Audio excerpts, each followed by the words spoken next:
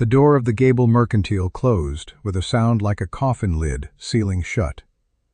It was a solid, final sound, made of heavy oak and oiled iron, and it separated Ilara from the only life she had ever known.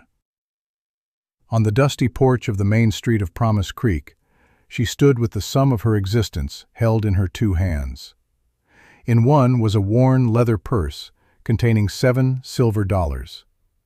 In the other was a folded deed, the paper brittle and yellowed, granting her ownership of a worthless hole in the ground 5 miles west of town. Her father-in-law, Mr. Gable, had stood behind the counter, his face a mask of grim piety. His voice, usually booming with the confidence of a man who owned nearly everything, had been a low, cutting whisper. He had blamed her.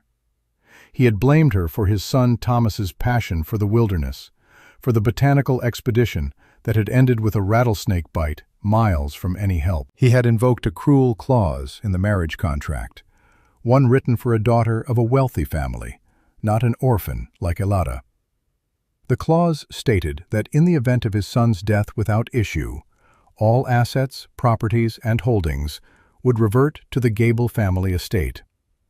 The house she had shared with Thomas, the furniture they had built together, the small savings they had accrued, all of it was gone.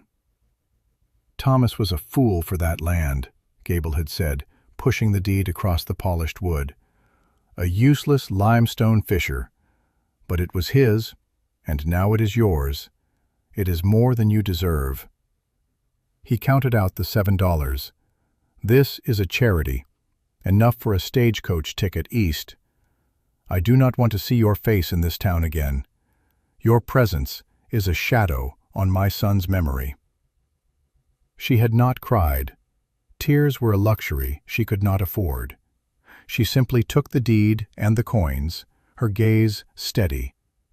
Outside, the community of Promise Creek watched. She saw pity in the eyes of the baker's wife, a flicker of satisfaction on the face of the rancher who had always been jealous of Thomas's good fortune, and cold indifference from most of the others. Their world was built on a foundation of clear, hard rules, and she had just been found on the wrong side of them. A widow with nothing was a burden, a ghost at the feast of their prosperity. Her only remaining companion nudged a wet nose into her palm. Cinder, Thomas's dog, a great rangy wolfhound mix with a coat the color of ash, whined softly. He was all she had left of her husband, a living, breathing piece of their shared life. The town expected her to sell the dog, too. A woman alone couldn't afford to feed such a beast. Instead, she walked past the stagecoach office. The ticket east was a lie. It was a ticket to another town where she would be just as alone, just as destitute, but without even a worthless piece of land to her name. She walked into the blacksmith shop, the heat of the forge a stark contrast to the chill in her soul. She spent 3 of her $7 on a good felling axe with a hickory handle. She spent 2 more at Gable's own mercantile, an indignity that burned like acid, on a shovel head, a large sack of salt, and a small tin of precious matches. Mr. Gable watched her purchase, a sneer twisting his lips. He thought she was a fool. Let him. With her last $2 in her pocket, the deed tucked safely away, the axe over one shoulder and the shovel head in a sack, she turned her back on Promise Creek. She did not look back at the false-fronted buildings or the church steeple that promised a salvation it did not offer. She faced west, toward the barren limestone cliffs that rose from the plains like bleached bones. Cinder trotted silently at her side, his loyalty a silent rebuke to the town that had cast them out. She was walking toward what they called Gable's Folly. She was walking toward her only inheritance. She was walking toward home. The journey was a punishment. The 5 miles stretched into an eternity under the unforgiving sun. The ground was hard-packed and stony, refusing to soften for her worn boots. The weight of the axe and the sack of supplies dug into her shoulders, raw and unforgiving. The landscape grew bleaker with every step. The green grasses of the valley gave way to scrub-brush and yucca, the soil thinning until it was little more than dust over a skeleton of rock. The cliffs loomed larger, their pale faces scored by wind and time, offering no promise of life. Cinder ranged ahead, his nose to the ground, but there was little scent to follow here. The air was dry, carrying only the scent of hot stone and dust. The silence was absolute, broken only by the crunch of her own footsteps and the whisper of the wind that snaked through the rocks. It was a lonely, godless place, and with each step the whispers of the townspeople grew louder in her mind. Doomed. A fool. She'll be dead by winter. Finally, she stood before it. The deed had described it as a cave system. What she saw was a jagged, dark slash in the cliff face, no taller than a man, surrounded by a scree of fallen rock and thorny brush. A foul, damp air, smelling of decay and wet earth, wafted from the opening. It looked less like a home and more like a tomb. This was the moment of despair. Her knees felt weak, the strength that had carried her this far draining into the thirsty ground. The town was right. Thomas had been a dreamer, and this was the bitter reality of his dream. A cold, dark hole. She sank onto a large, flat stone, the axe slipping from her numb fingers and clattering on the rocks. Tears finally came, hot and stinging, blurring the harsh lines of the cliffs. She had nothing. She had walked from a town of cold hearts to a home of cold stone. She was utterly, terrifyingly alone. Cinder whined and pressed his heavy head into her lap, a warm, solid presence in her sea of desolation. For a long moment, she considered turning back, begging for that ticket east, for any escape from this final, crushing failure. But then, something shifted. Cinder lifted his head, his ears perked, and trotted toward the cave mouth. He paused, sniffed the air, and then, without hesitation, disappeared into the blackness. A spike of fear shot through Ilara. She could not lose him, too. She wiped her eyes on her sleeve, picked up the axe, and followed him in. The air inside was immediately different. Outside, the wind had been a constant, abrasive presence. Here, just 10 feet in, the air was perfectly still. It was cool, but not the biting, damp cold she had expected. It was a cellar cool, a deep earth stillness. She took a few more steps, her eyes struggling to adjust to the gloom. And then she heard it, a soft, rhythmic sound. Drip, drip, drip. It was the sound of water, clean and constant. Cinder's soft bark echoed from deeper within. She followed the sound, her hand trailing along the smooth, cold limestone wall. The main cavern opened up, vast and cathedral-like, the ceiling lost in the oppressive darkness above. The dripping was louder here. In a far corner, she saw a gleam of moisture on the rock face. Water, clear and pure, was seeping directly from the stone, collecting in a small, shallow pool on the floor, before vanishing into a crack. It was a natural spring, protected from the dust and heat of the outside world. She knelt and cupped her hands, drinking the cold, clean water.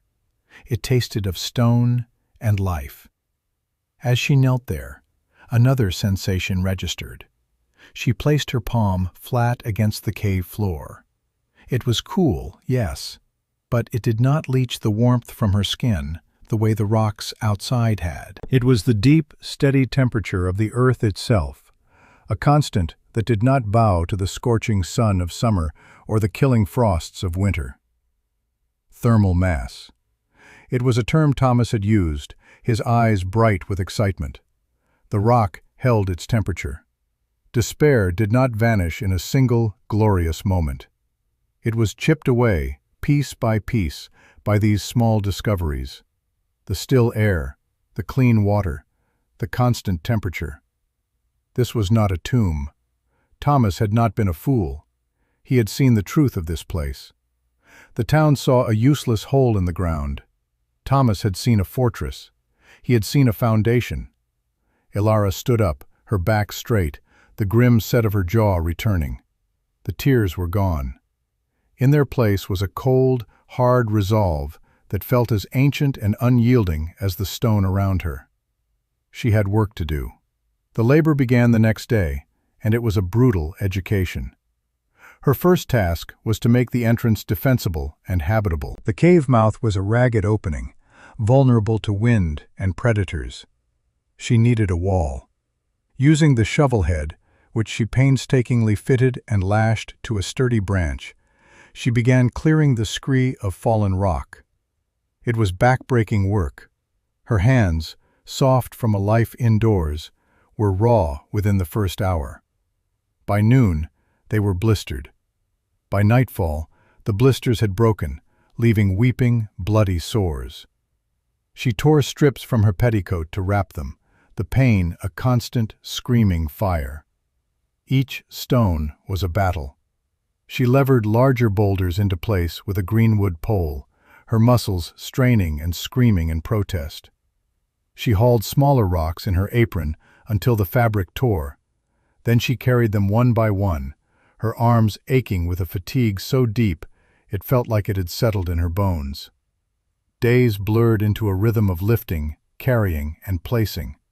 She learned the language of stone, its weight, its balance, its grain. She started a foundation, a low wall of the largest, flattest rocks she could move, slowly building it up, closing the gap. She needed mortar. Thomas had once explained how the old-timers made lime mortar. She built a crude kiln, a pit lined with stones, and spent days gathering fallen wood. She found chunks of limestone that had broken from the cliff face and hauled them to the pit. The fire had to be immensely hot. A roaring inferno she fed for 2 straight days and nights, barely sleeping, her face scorched and her eyes burning from the smoke. When the fire finally died, the limestone had been transformed into quicklime, a crumbly, caustic white powder. She slaked it carefully with water from the spring, the mixture hissing and steaming like a living thing, then mixed it with sand and grit she hauled up from a dry wash in the valley. The result was a rough but effective mortar. Applying it was another lesson in pain. The lime burned her raw hands, but she worked through it, packing the gritty paste into the gaps between the stones. The wall grew, inch by painful inch.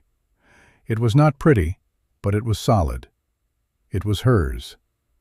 While the mortar cured, she turned to the forest that grew in a sheltered ravine a quarter-mile away. With the felling axe, she attacked the trees. The first one she tried to fell was a disaster. It was too large, and her amateur swings barely scratched the bark. She learned to choose younger, straighter pines and aspens, to cut a proper notch, to use her weight and the axe's own momentum. The sound of the axe striking wood was a sharp counterpoint to the silence of the cliffs. When the first tree finally groaned, cracked, and fell with a ground-shaking thud, she let out a cry that was half triumph, half exhaustion. Getting the logs back to the cave was an even greater ordeal. She could not lift them. She had to drag them, one at a time, using a rope she fashioned from plaited vines. The ground fought her every inch of the way, the logs catching on rocks and roots, but she persisted. These logs would become a door, a frame for the entrance, and beams for a small, lean-to roof extending from the cave mouth. Inside the cave, she began to build her systems. The spring was her first priority. She spent a week with the shovel, digging out the shallow basin beneath the seep, creating a small reservoir. She found a deposit of rich, red clay down in the valley and carried it back in sack after heavy sack. She lined the reservoir with a thick layer of clay, pounding it smooth and dense with a flat stone, creating a cistern that would hold nearly 50 gallons of fresh water. Next was heat. A fire near the mouth of the cave would be inefficient, the warmth lost to the open air. But as she explored deeper, she discovered a narrow fissure in the ceiling of the main cavern, snaking its way upwards. Holding a lit match near it, she saw the flame flicker and draw towards the opening. It was a natural chimney. Here she would build her hearth. She constructed it from the flattest stones she could find, creating a deep firebox and a raised hearth, all mortared securely. The stone walls around it would absorb the heat and radiate it back into the cavern for hours, a massive thermal battery. Her greatest and most secret work took place in a side cavern, a deep, dark chamber where the temperature never varied. This was to be her garden and her vault. Again, she hauled soil from the valley, a seemingly endless task. She built raised beds with retaining walls of stacked stone and filled them with the precious, dark earth. Here, by the light of a tallow lamp, she planted the few potatoes and carrots she had bought with her last coins. She cultivated mushrooms on rotting logs she dragged inside. It was a garden of darkness, a defiance of the seasons, and on a series of shelves carved into the limestone wall, she established the seed vault. Thomas had been a collector, a passionate amateur botanist who traded for seeds with travelers, prospectors, and natives. He had dozens of small, sealed clay pots, each carefully labeled in his neat script. Blight-resistant potatoes from the high mountains, drought-hardy corn from the southern plains, beans that could grow in rocky soil. To the world, they were a dead man's hobby. To Alara, they were the most valuable thing she owned. She organized them, checked their seals, and placed them in the deep, unwavering cool of the cave. They were the future. After 2 months of relentless labor, she had the beginnings of a home. A stone wall, 3 feet thick, now sealed most of the cave entrance, with a heavy, timber-framed opening for a door she had yet to build. The hearth drew perfectly, its smoke vanishing up the fissure. The cistern was full, and her hands were no longer soft. They were scarred and calloused, the skin tough as leather, the muscles in her arms and back hard as knotted rope. She was thin, but she was strong. It was time for a trip to town. She needed livestock, protein, a sustainable source of food beyond what she could hunt or grow. She walked the 5 miles back to Promise Creek, Cinder at her heels. The townspeople stared. Her clothes were tattered and stained with dirt and lime. Her face was smudged with soot. She looked wild, a creature of the rocks and dust. She walked into the mercantile, ignoring the whispers.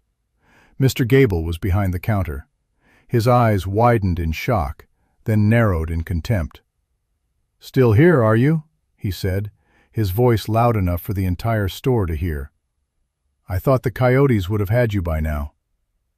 "I need to buy 2 nanny goats and a half-dozen laying hens," she said, her voice even.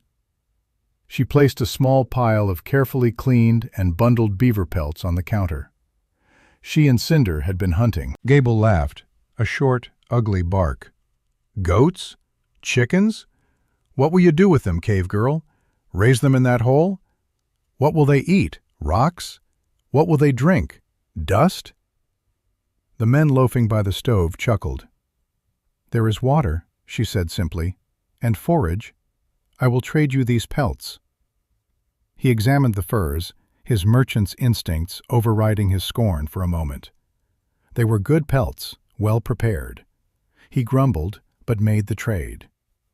An hour later, Alara was walking back out of town, leading 2 stubborn goats on a rope and carrying a wicker cage with 6 nervous chickens. The walk back was a spectacle. Children pointed. Women whispered behind their hands. The name they had given her echoed in her ears.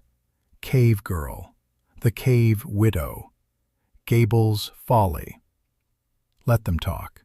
She had her goats. She had her chickens. She had a home to take them to. That night, with the animals safely enclosed in a pen she had built in a sheltered part of the cave, a heavy plank door finally sealing the entrance, she sat before her fire. The warmth soaked into her weary body. The goats bleated softly. Cinder slept with his head on her lap. The wind began to howl outside, a preview of the coming winter, but inside her stone fortress it was just a distant whisper. For the first time since Thomas's death, she felt a flicker of something that was not grief or fear or rage. It was a quiet, fierce pride. She had built this, alone. The mockery from the town did not cease. It simply took on the quality of folklore. Travelers stopping at the mercantile would be told the story of the mad widow in the cliffs, the cave widow, who thought she could live like a badger in a hole. Mr. Gable himself polished the tale, using it as a cautionary example of foolishness and grief-addled delusion. A local trapper named Brant made a habit of riding past her cliff on his way to his lines, sometimes shouting taunts that were snatched away by the wind. "Still alive in there, Folly Girl?" he'd yell, laughing. She never answered. His words were meaningless noise against her stone walls. Her world shrank to a series of powerful, repetitive rhythms. The deep winter settled over the land like a shroud. Outside the cave, the world was a thing of brutal simplicity. White snow, black rock, and the gray, weeping sky. The wind was a physical predator, clawing at the cliffs, its voice a constant, shrieking moan. But inside, Ilara's world was one of order, warmth, and life. Her days were governed by her systems. At dawn, she would rise from her bed of pine boughs and firs. The first task was always the fire. She would rake the glowing embers from the ashes of the previous night and add fresh kindling, blowing it gently to life. The fire was the heart of her home, and it was never allowed to die. Its light pushed back the primal dark of the cave, and its heat, absorbed by the immense stone hearth, kept the main cavern at a steady, comfortable temperature. After the fire was blazing, she tended the animals. The goats, snug in their stone-walled pen, would greet her with impatient bleats. She would milk them, the warm, rhythmic squeeze and pull a comforting start to the day. The milk, rich and sweet, was a staple of her diet. She drank it fresh, made a simple, soft cheese, and churned the cream into butter. The chickens, nestled in a smaller enclosure, would cluck and scratch, and she would gather the precious eggs, miracles of warmth and protein produced in the dead of winter. With the animals fed and watered from the cistern, she would take her lantern and walk into the deep, silent blackness of the garden cavern. The air here was always cool and damp, smelling of rich earth. The sight of the green shoots of her potato plants, the faint orange of the carrots buried in the dark soil, was a constant source of wonder. It was a secret summer, hidden away from the frozen world. She tended the beds, loosening the soil, watering them carefully. Her small crop of mushrooms flourished on the damp logs, providing a savory, earthy flavor to her meals. The middle of the day was for maintenance and craft. She chinked any new cracks in her wall with fresh mortar. She sharpened her axe. She repaired her worn clothing with a needle and thread. She spent long hours sorting and recataloguing Thomas's seeds, copying his fading labels onto new slips of paper. It was a way of keeping him with her, of honoring the one gift he had been able to leave. The rows of sealed clay pots in the seed vault were a silent promise of a spring that felt a lifetime away. Her companion in this solitary existence was Cinder. The great dog was her guard, her furnace on the coldest nights, and the only living thing to which she could speak without reservation. He would lie by the fire while she worked, his head on his paws, his amber eyes following her every move. When the weather was clear enough, they would venture outside, the dog bounding through the snow, hunting rabbits and squirrels that she would add to their stew pot. His presence was a constant, reassuring weight against the profound loneliness of her life. Before the deep winter had fully set in, her systems faced their first true test. A pack of timber wolves, gaunt and desperate with hunger, caught the scent of her goats. One night, she was awoken by Cinder's ferocious, deep-chested barking. She peered through a small crack in her door and saw them, 6 gray shapes, circling just beyond the reach of the firelight reflected from the cave mouth. Their eyes glowed green in the darkness. They lunged at the stone wall, clawing uselessly at the mortar. They threw themselves against the heavy plank door, which shuddered but held fast. For 2 nights they laid siege, their howls echoing off the cliffs. Ilara sat with the axe across her lap, Cinder snarling by her side, but the wall held. Her defenses worked. The wolves, finding no purchase, eventually moved on. She was safe. She was secure. She was the sovereign of her small, stone kingdom. The spring of 1879 arrived not with gentle relief, but with a strange, feverish humidity. The snows melted in a rush, turning the valley into a muddy bog. The air was thick and warm, unnaturally so. The farmers in Promise Creek planted their fields of wheat and potatoes, welcoming the early heat, believing it a sign of a bumper crop. By late May, the first signs of trouble appeared. A strange, rust-colored mottling appeared on the leaves of the potato plants. The farmers, perplexed, did little. Then, the blight came on like a thief in the night. It moved through the valley like a foul, invisible mist. The potato leaves turned black and slimy, collapsing into a stinking, putrid rot. When the panicked farmers dug up the tubers, they found not firm, healthy potatoes, but black, oozing masses of decay. The stench of it hung over the valley, a smell of death and corruption. It was not just the potatoes. A similar blight struck the wheat, the stalks turning brittle and black, the heads of grain shriveling into empty husks. It was swift, merciless, and absolute. Within 2 weeks, every field for 200 miles was a wasteland. The entire crop, the food that was meant to see the community through the next winter, was gone. Panic turned to dread. The town's confidence, built on years of predictable harvests, shattered.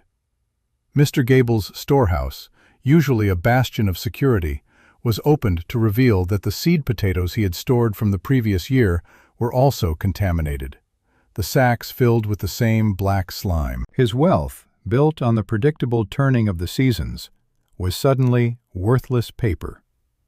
The conventional structures, the barns and root cellars and storehouses of Promise Creek, had all failed. They had stored their future in the open, vulnerable to the whims of nature, and nature had turned on them with a vengeance. In her cave, Ilara was insulated from the disaster. Her small, subterranean garden, fed by clean spring water and isolated from the blighted air of the valley, was untouched. Her potatoes grew firm and healthy in their beds of clean soil. Her animals were robust, protected within the stone walls of her fortress. Most importantly, her seed vault, deep in the cool, dry heart of the mountain, was pristine. The clay pots held the genetic heritage of a dozen different strains, the collected wisdom of years of careful selection, safe from the plague that was consuming the world outside. The storm had arrived, a quiet, creeping storm of rot and decay, but her shelter, the folly on the hill, held fast. She was not fighting the blight, she was living in a place it could not reach. The summer passed in a haze of fear for the people of Promise Creek.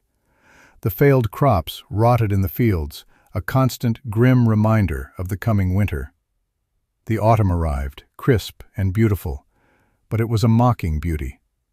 The trees turned to gold and crimson, but there were no golden fields of wheat to match them. The harvest moons rose large and orange in the sky, but there was no harvest to bring in. Hunger began as a low gnaw in the bellies of the town's poorest families. By the first snowfall, it had become a desperate, clawing beast. One bitter afternoon in late November, with a blizzard raging outside, Elara was startled by a frantic pounding on her door. It was a sound she had never heard before. Cinder erupted into a frenzy of barking, hackles raised. She grabbed the axe, her heart hammering in her chest, and peered through the peephole she had drilled in the thick planks. A figure, covered in snow, was slumped against the door. It was a woman. Elara cautiously unbarred the door and pulled it open just enough to see. The woman stumbled forward and collapsed onto the stone floor of the entranceway. It was Mr. Gable's wife, a woman who had stood silently beside her husband as he had cast Elara out, her face a mask of cold disapproval. Now, that mask was gone, replaced by a desperate, terrified plea. Her fine wool coat was thin and tattered, her face gaunt and pale. "Please," the woman sobbed, her voice a ragged whisper. "My youngest, Samuel, he has the fever. He will not eat. There is nothing left. Please, for the love of God, do you have anything?" Here was the moral choice, laid bare on her doorstep. Here was the family that had stripped her of everything, that had mocked her and left her for dead, now begging at her feet. A bitter, vengeful part of her wanted to slam the door, to leave them to the fate they had so casually assigned to her.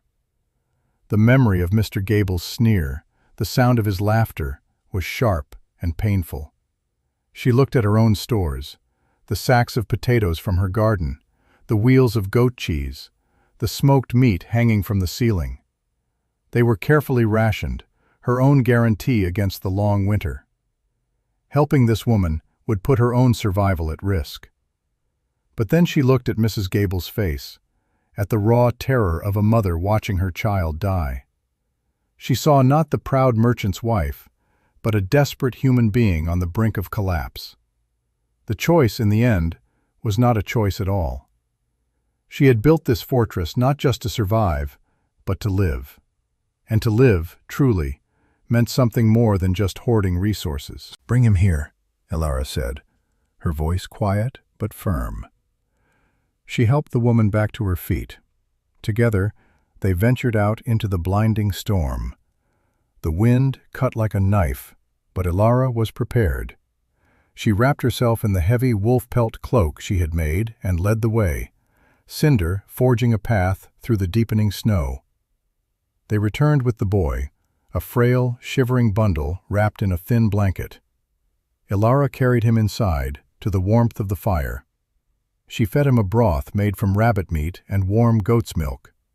It was the first real food he had eaten in days. She did not speak of the past.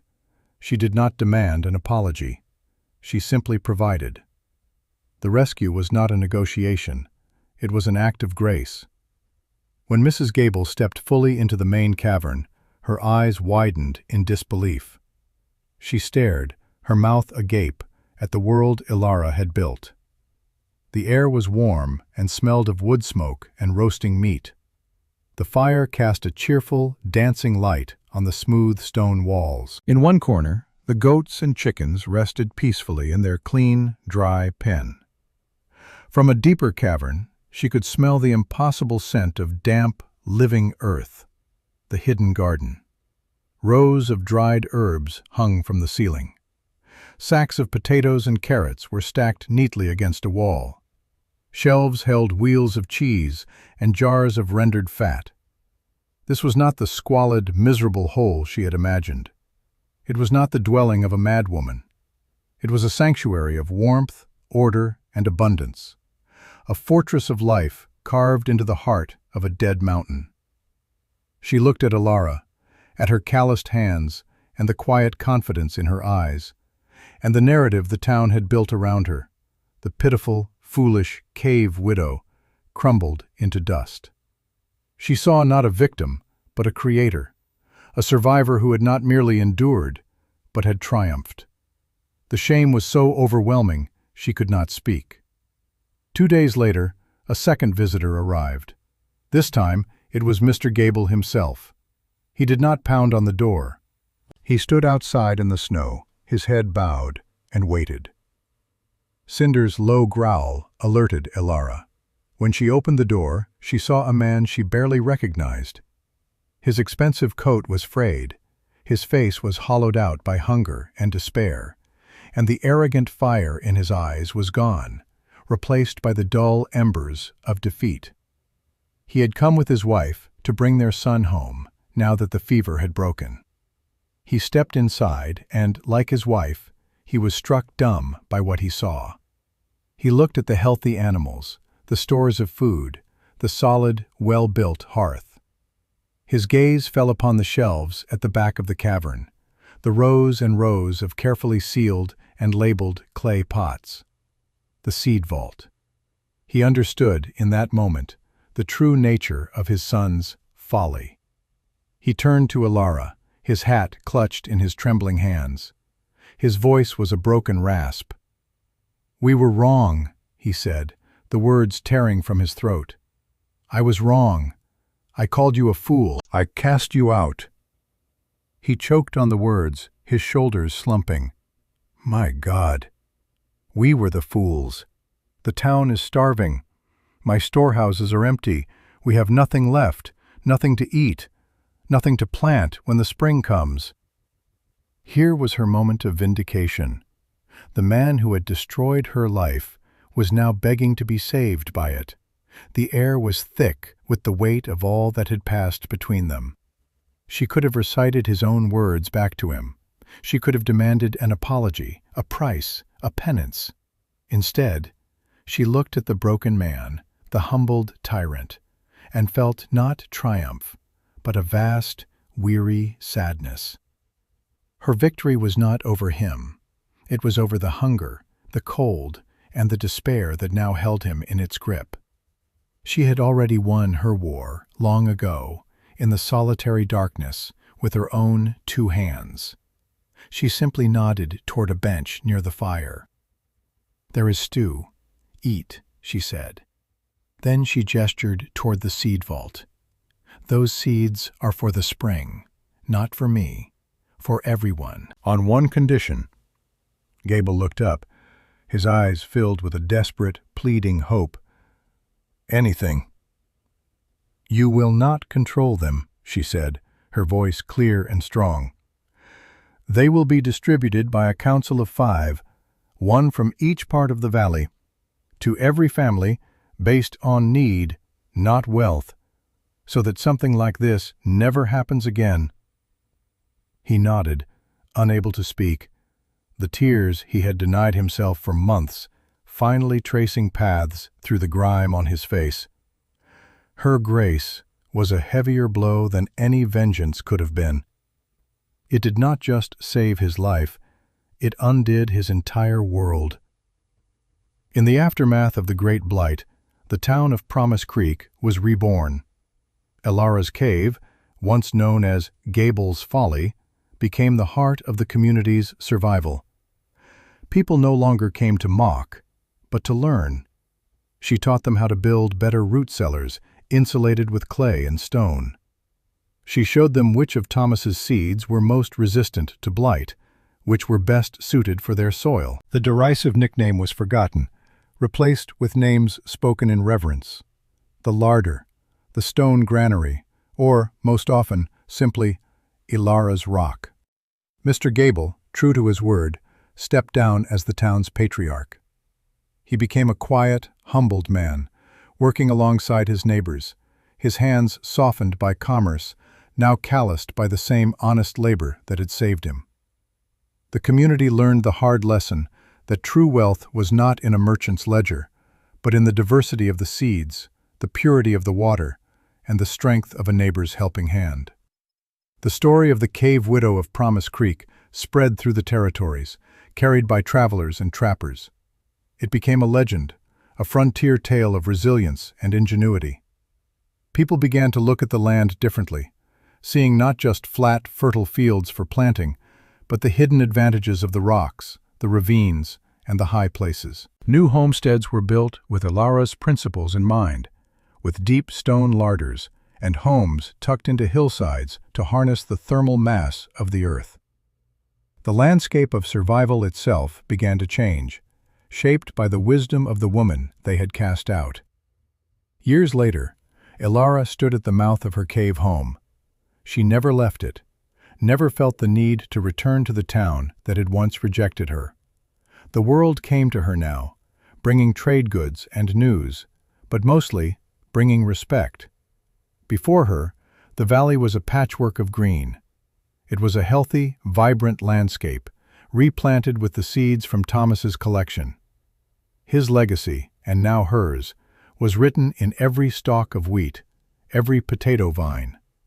The sun was setting, painting the pale faces of the cliffs in hues of rose and gold.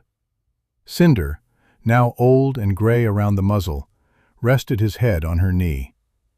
She was no longer an outcast, a widow, or a victim.